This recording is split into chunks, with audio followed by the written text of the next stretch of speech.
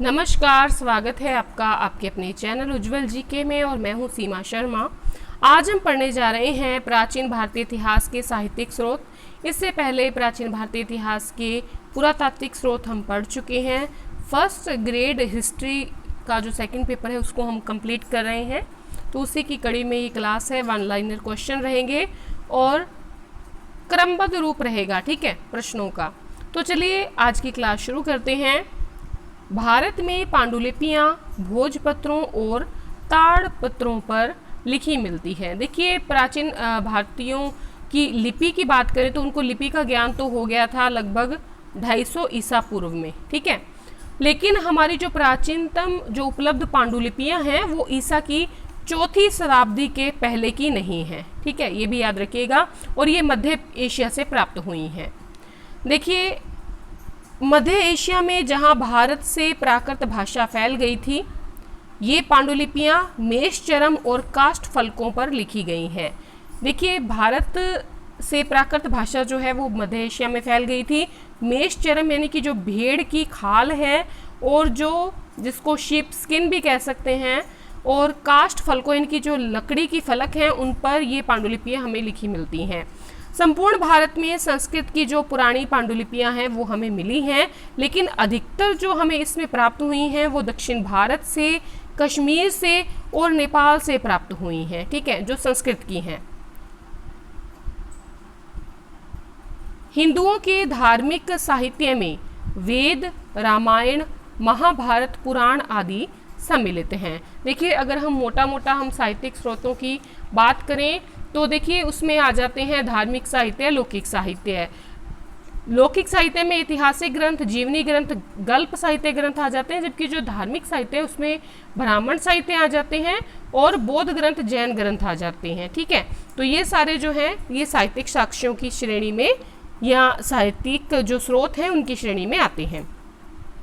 ऋग्वेद को 1500 से 1000 ईसा पूर्व के लगभग का आप इसे मान सकते हैं।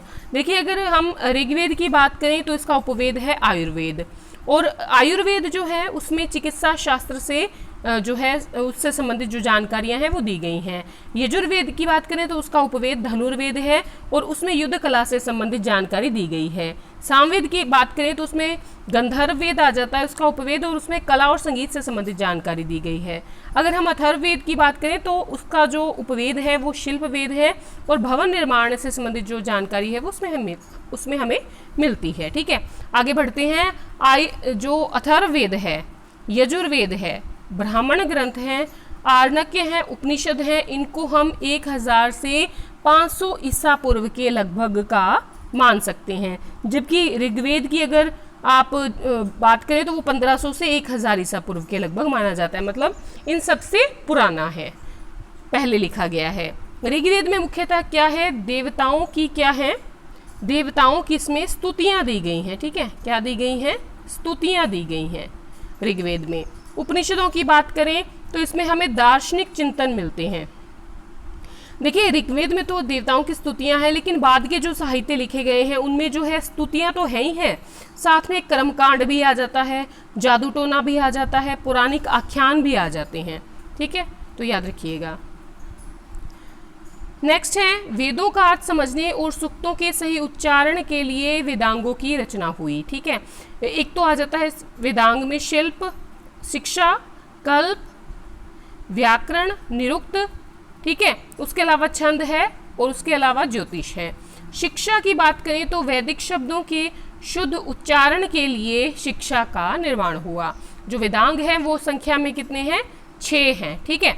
शिक्षा है सबसे पहले, और इसमें वैदिक शब्दों की शुद्ध उच्चारण के निर्माण के लिए, शुद्ध उच्चारण के लिए इसका निर्माण हुआ। कल्प की बात करें तो वैदिक जो कर्मकांड है उनको संपन्न कराने के लिए इसमें नियम दिए हुए हैं, विधि दी गई है, ठीक है। वैदिक कर्मकांड को संपन्न कराने की विधि और नियम दिए गए हैं किसमें, कल्प में। व्याकरण की बात करें तो इसमें नाम और जो धातु हैं उनकी रचना और उपसर्ग प्रत्यय के प्रयोग के नियम दिए गए हैं, किसमें, व्याकरण में नामों और धातुओं की रचना, उपसर्ग, प्रत्यय के प्रयोग के नियम दिए गए हैं। निरुक्त की बात करें तो शब्दों की व्युत्पत्ति के नियम इसमें हमें मिलते हैं और ये भाषा शास्त्र का पहला ग्रंथ है। इंपॉर्टेंट है, भाषा शास्त्र का पहला ग्रंथ कौन सा है? निरुक्त है। और यास्क ने निरुक्त की रचना की है, ये भी इंपॉर्टेंट है। ठीक है,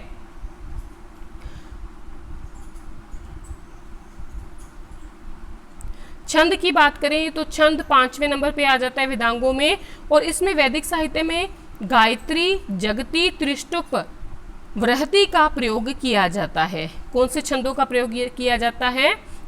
वैदिक साहित्य में गायत्री, त्रिष्टुप, जगती, वृहति का प्रयोग किया जाता है।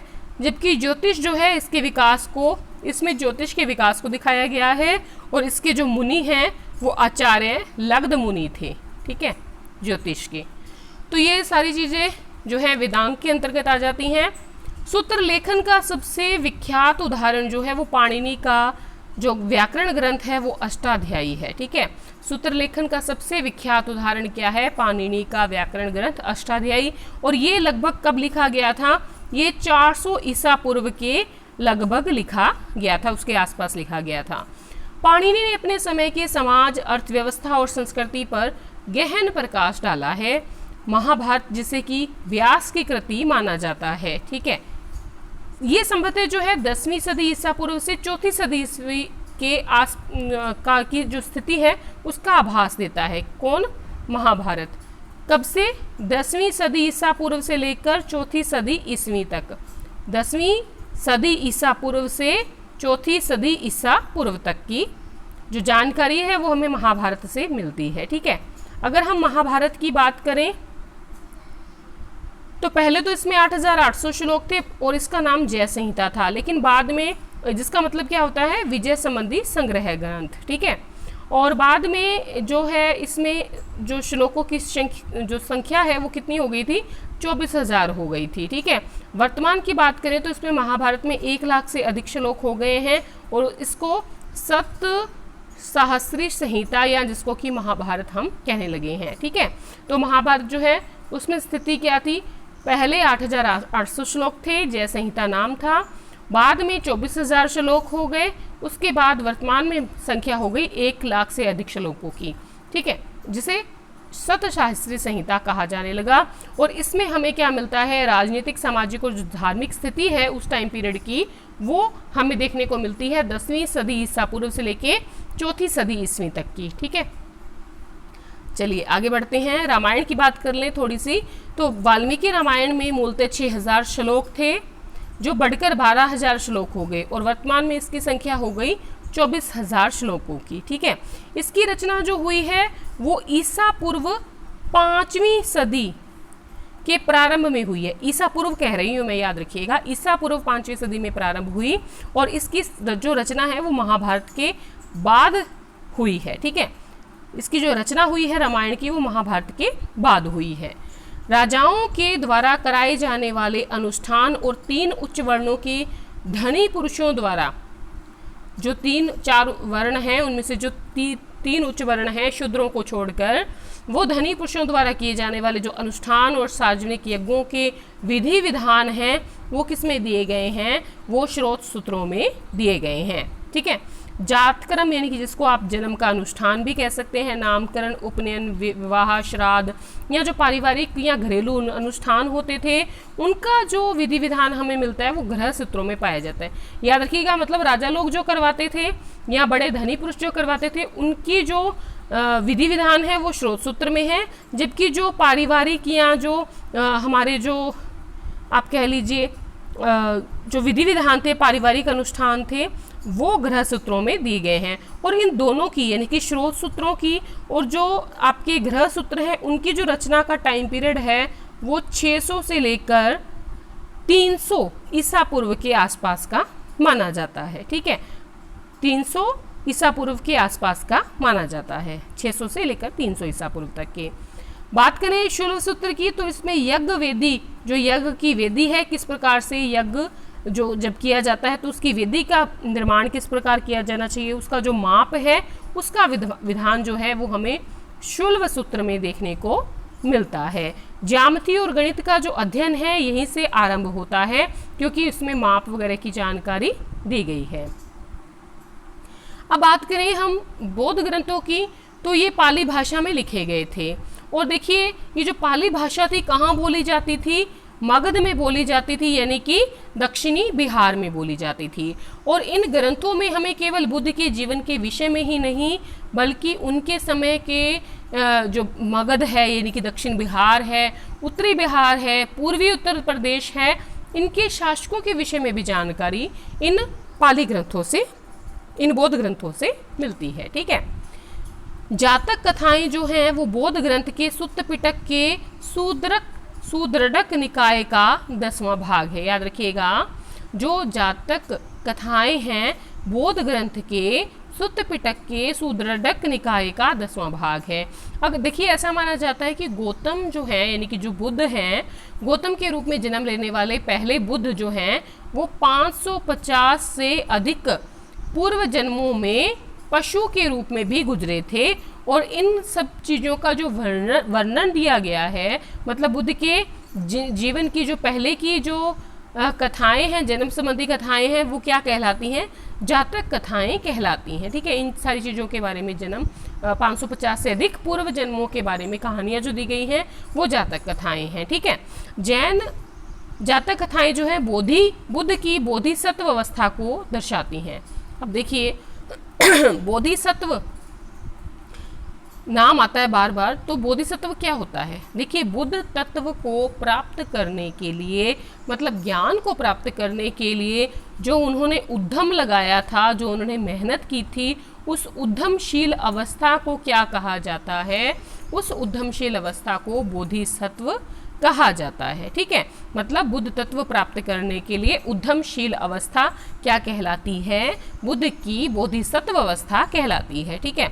जैन ग्रंथ की बात करें, इनकी रचना प्राकृत में हुई है, जबकि बौद्ध ग्रंथों की पाली भाषा में हुई है। ईसा की 6ठी सदी में गुजरात के वल्लभी नगर में इन्हें अंतिम रूप से संकलित किया गया था। किनको? जैन ग्रंथों को। ठीक है। कहाँ पर अंतिम रूप से संकलित किया गया? वल्लभी नगर में। और कब? ईसा की 6ठी सदी में। नेक्स्ट है धर्मसूत्र, स्मृतियां और टीकाएं, इन तीनों को मिलाकर धर्मशास्त्र कहा जाता है। और धर्मसूत्रों का संकलन कहें, ठीक है, तो ये 500 से 200 ईसा पूर्व के लगभग हुआ था।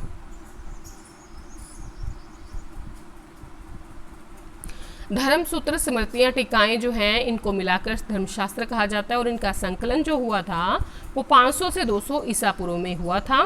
कौटिल्य की बात करें तो कौटिल्य का जो अर्थशास्त्र है बहुत ही महत्वपूर्ण विधि ग्रंथ है, जिसके 15 खंड है या जिसके अधिकरण जो हैं वो 15 हैं। ठीक है। इसमें प्राचीन भारतीय जो राजतंत्र है, अर्थव्यवस्था है, उसके अध्ययन के लिए महत्वपूर्ण सामग्री हमें देखने को मिलती है। कालिदास की बात करें तो इसका जो प्रसिद्ध नाटक है वो अभिज्ञान शाकुंतलम है। कुछ प्राचीनतम जो तमिल ग्रंथ हैं उनको संगम साहित्य में संकलित किया गया है। देखिए क्या होता था कि राजाओं के द्वारा संरक्षित जो विद्या केंद्र होते थे उनमें एकत्रित होकर जो कवि और भाट होते थे, ठीक है, जो भाट कौन होते थे, कवि कौन होते थे, ठीक है, वो क्या करते थे 3-4 सदियों तक, मतलब 300-400 सालों तक उन्होंने मिलकर क्या किया, इस संगम साहित्य का सृजन किया। और ऐसे साहित्यिक जो सभा होती थी उनको संगम कहा जाता था। और इसीलिए इस टाइम पीरियड में लिखा गया जो संपूर्ण साहित्य है वो किस नाम से जाना जाता है? वो संगम साहित्य के नाम से जाना जाता है। ठीक है। आगे देखते हैं। संगम ग्रंथ जो हैं वो वैदिक ग्रंथों से, विशेषकर ऋग्वेद से बिल्कुल ही भिन्न हैं। ठीक है। क्यों? क्योंकि ये धार्मिक ग्रंथ नहीं हैं। इसके अंतर्गत, संगम ग्रंथ के अंतर्गत क्या है, जो कवि लोग हैं उन्होंने मुक्तकों की और प्रबंध काव्यों की रचना की है। किसकी रचना की है? प्रबंध काव्यों की और मुक्तकों की रचना की है। और इनमें नायकों और वीर पुरुषों और नायिकाओं का गुणगान किया गया है। ठीक है। संगम साहित्य के प्रमुख ग्रंथ की बात करें तो तोलकाप्पियम, शिल्पाधिकारम और मणिमेखल्य, ये 3 प्रमुख ग्रंथ हैं संगम साहित्य के। संगम ग्रंथों में बहुत से नगरों का उल्लेख मिलता है। इनमें उल्लेखित कावेरी पट्टनम जो है उसका समृद्धिपूर्ण अस्तित्व पुरातात्विक साक्ष्य से प्रमाणित हुआ है और इसकी जानकारी कहाँ मिलती है? संगम ग्रंथों में। ईसा की आरंभिक सदियों में प्रायद्वीपीय तमिलनाडु के लोगों के सामाजिक, आर्थिक, राजनीतिक जीवन के अध्ययन के लिए संगम साहित्य जो है वो हमारा एकमात्र स्रोत है। बहुत इंपॉर्टेंट है। तमिलनाडु की जो जानकारी हमें मिलती है तत्कालीन, वो ईसा की आरंभिक सदियों की, वो हमें एकमात्र जो मिलती है वो संगम साहित्य से मिलती है। यूनानी जो लेखक थे उन्होंने 326 ईसा पूर्व में भारत पर आक्रमण करने वाले सिकंदर के समकालीन थे।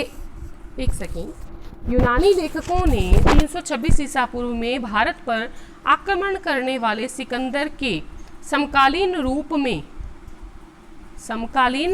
में सेंड्रोकोटस के नाम का उल्लेख किया है और यूनानी जो विवरण है उनमें सेंड्रोकोटस और चंद्रगुप्त मौर्य एक ही हैं। उनकी राज्यारोहण तिथि जो है वो एक दी गई है 322 ईसा पूर्व और वो एक ही व्यक्ति हैं। ये पहचान प्राचीन भारत के तिथि क्रम के लिए सुदृढ़ आधारशिला बन गई है। बहुत इंपॉर्टेंट है, ठीक है। चंद्रगुप्त मौर्य की बात करें तो इसके दरबार में दूत बनकर मेगस्थनीज आए थे, जिनकी पुस्तक का नाम था इंडिका, ठीक है। और जो उनके प्रख्यात लेखकों की रचना जो उन उद्धरणों के रूप में सुरक्षित है, जो उनके जो प्रख्यात लेखक हैं उनकी रचनाओं में आए हुए हैं। हेरोडोटस इतिहास के पिता हैं कहलाते हैं और इनकी रचना कौन सी है? हिस्टोरिका। यूनानी भाषा में लिखी गई पेरिप्लस ऑफ द एरिथ्रियन सी और टोलेमी की जो ज्योग्राफी नामक पुस्तक है, इनमें हमें प्राचीन भूगोल और वाणिज्य के अध्ययन की जानकारी मिलती है, ठीक है। टोलेमी की तो ज्योग्राफी है और पेरिप्लस ऑफ द एरिथ्रियन सी जो है उसके जो लेखक हैं उनका पता नहीं है, मतलब अज्ञात लेखक हैं, ठीक है। तो उनसे क्या पता लगता है?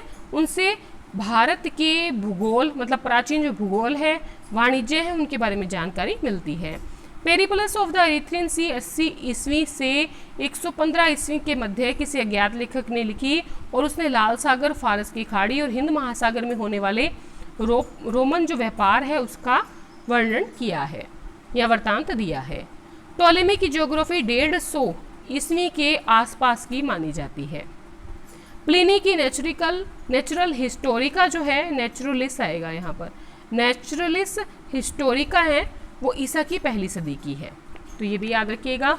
और ये जो प्लिनी की नेचुरलिस हिस्टोरिका है ये लैटिन भाषा में है और हमें भारत और इटली के बीच में जो व्यापार की जानकारी है वो यही किताब देती है, ठीक है। आगे है कास्मास इंडिका प्लेटस। ये एक व्यक्ति था जो यूरोपीय यात्री था और इसने 535 ईस्वी में भारत की यात्रा की थी और क्रिश्चियन टोपोग्राफी नामक एक ग्रंथ की रचना की थी और इसमें इसने क्या किया था? भारत और श्रीलंका के व्यापारिक संबंधों का वर्णन किया था।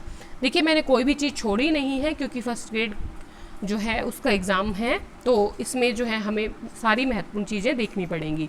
सुलेमान 9वीं सदी में भारत आया था और पाल और प्रतिहार शासकों के विषय में इसने जानकारी दी थी। अल मसूदी जो है वो 941 से 943 ईस्वी में भारत में आया रहा, उसने राष्ट्रकूट शासकों के बारे में जानकारी दी। अल मसूदी ने राष्ट्रकूट के बारे में जानकारी दी है, सुलेमान ने पाल प्रतिहार के बारे में जानकारी दी है। अलबरूनी जो है वो महमूद गजनवी का समकालीन था और इसने किताबुल हिंद या जिसको तहकीक ए हिंद भी कहते हैं, तो तहकीक ए हिंद या किताबुल हिंद की रचना की और इस किताब में भारत के निवासियों की तत्कालीन दशा का वर्णन किया गया है। बात करेंगे चीनी यात्रियों की, ठीक है। पहले हमने जो है यूनानी लेखकों की बात की, अब हम बात करेंगे चीनी लेखकों की। इसमें नाम आते हैं एक तो फाइयान, सबसे पहले फाइयान जो है वो 399 से 414 ईस्वी तक भारत रहा था और इसकी जो रचना थी वो थी फो क्यों की। इसमें इसने क्या किया था? तत्कालीन भारत की राजनीतिक, सामाजिक, आर्थिक दशा के बारे में वर्णन किया। 15 साल तक भारत देश का भ्रमण किया और बौद्ध जो धर्म के पवित्र स्थान है वहाँ का भ्रमण किया। इसने देखिए चंद्रगुप्त द्वितीय के नाम का उल्लेख नहीं किया है, लेकिन चंद्रगुप्त द्वितीय यानी कि जो गुप्त शासक था वो मध्य देश का राजा था, तो उसने मध्य देश का वर्णन किया है लेकिन शासक का नाम नहीं लिखा है। और इसने गुप्तकालीन दंड विधान, कृषि उपज पर जो कर लगाया जाता था, मध्य प्रदेश जो प्रदेश है उसमें ब्राह्मण धर्म की जो प्रधानता है, पाटलिपुत्र आदि का जो विस्तृत वर्णन दिया है वो किसने दिया है, फाहियान ने दिया है। ठीक है। उसके बाद शुंगयुन भारत आया 512 से 13 में, और इसने बिहार और बंगाल की तत्कालीन राजनीतिक, आर्थिक, धार्मिक स्थिति का उल्लेख किया। अगर हम बात करें ह्वेनसांग की, ये आया था 629 में और 645 ईस्वी तक रहा था। इसने रचना की सीयू की जिसका मतलब है पाश्चात्य संसार के लेख। देखिए ह्वेनसांग 16 साल तक भारत में रहा, यहाँ पर उसने निवास किया और नालंदा विश्वविद्यालय में अध्ययन किया। ठीक है। ह्वेनसांग ने सम्राट हर्षवर्धन के शासन की राजनीतिक सांस्कृतिक दशा का उल्लेख किया। कन्नौज जो कि हर्ष की राजधानी थी उसका वर्णन किया। हर्ष की दानशीलता का वर्णन किया। ठीक है। गंगा जल की पवित्रता का वर्णन किया, यहाँ की जो जातियाँ उपजातियाँ उनके बारे में बताया। ठीक है। और एक बड़े समारोह के बारे में बताया, शायद कुंभ मेले के बारे में बताया। ठीक है। नाम उसने कुंभ नहीं लिखा, लेकिन जो है हर्ष की दानशीलता, समाज में विभिन्न जो जाति उपजातियाँ, एक प्रयाग में एक जो सभा हुई थी उसके बारे में विशद वर्णन उसने किया है, शायद जो है कुंभ का मेला उसकी बात कर रहा है। ठीक है। तो ह्वेनसांग ने कन्नौज के नगर का वर्णन किया जो कि उस समय हर्ष की राजधानी थी। उसके बाद इत्सिंग आया। इत्सिंग का टाइम पीरियड है 6वीं शताब्दी, 671 से 693 के बीच में आया था, और इसकी जो रचना थी वो थी प्रसिद्ध बौद्ध भिक्षुओं की आत्मकथाएं। इत्सिंग ताम्रलिप्ति में 3 साल तक रहा। संस्कृत का इसने अध्ययन किया था, और बंगाल की ताम्रलिप्ति जिसको क्या कहा जाता था, ताम्लुक भी कहा जाता था। क्या? ताम्लुक या ताम्रलिप्ति।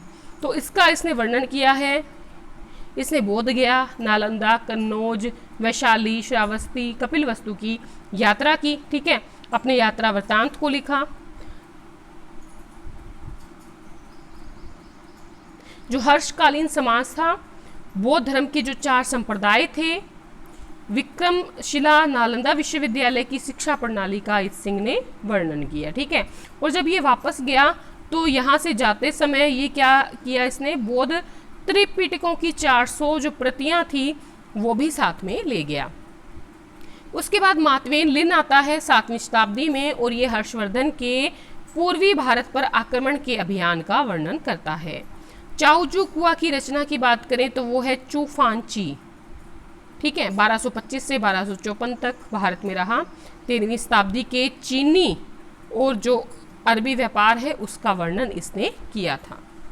तो देखिए हमने सारी महत्वपूर्ण बातें जो हैं साहित्यिक स्रोतों के बारे में देख ली हैं। अगर आपको वीडियो पसंद आई है और इसी प्रकार की अगर आप वीडियो पसंद करते हैं तो प्लीज़ लाइक करें, कमेंट करें और सब्सक्राइब करें चैनल को। धन्यवाद। और इसी प्रकार की वीडियो अगर आप देखना चाहते हैं तो आप प्लेलिस्ट में जाकर भी देख सकते हैं। तो आज की क्लास में इतना ही। धन्यवाद अंत तक बने रहने के लिए।